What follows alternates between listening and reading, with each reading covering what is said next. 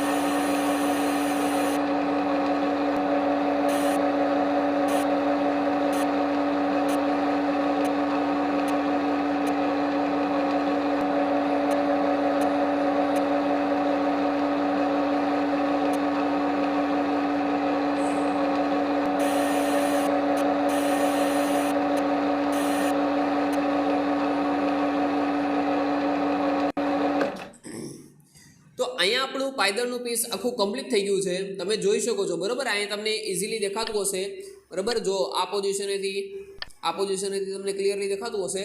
હવે આ પોઝિશનમાં તમને અત્યારે પાયદરનું પીસ આખું દેખાય છે, બરાબર? હવે આ પાયદરનું પીસ આપણે આ પોઝિશનથી બને છે કઈ રીતના એવું તમને અત્યારે સમજાવીશ, બરાબર? પાછું આપણે પીસને આખું કરી નાખીએ તો આપણું આખું આ પીસ પાછું રેગ્યુલરી થઈ ગયું છે. હવે આ જ પોઝિશનેથી અલગ અલગ આપણે પાયદરનું પીસ કઈ રીતના બને છે એ ચેક કરી જોઈએ, ઓકે? ચાલો જુઓ.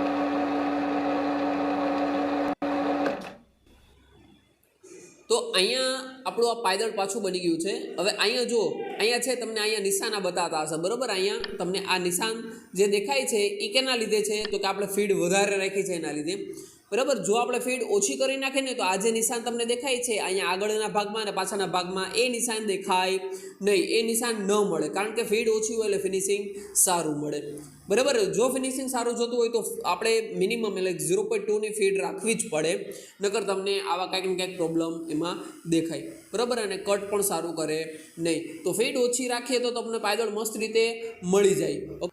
તો ક્લિયર હશે તમને આ કઈ રીતના પ્રેક્ટિકલી આપણે જોયો છે બરાબર. આ પાયદળ તમને સમજાવ્યું હશે કે કઈ રીતના બને છે.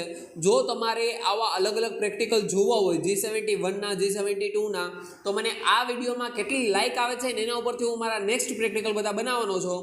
તો આમાં મેક્સિમમ લાઇક આવશે ને તો હું મેક્સિમમ પ્રેક્ટિકલ આ વિડીયોના અપલોડ કરીશ. ઓકે, તો પ્રેક્ટિકલ જો તમારે જોવા હોય તો please like my YouTube channel and please share it.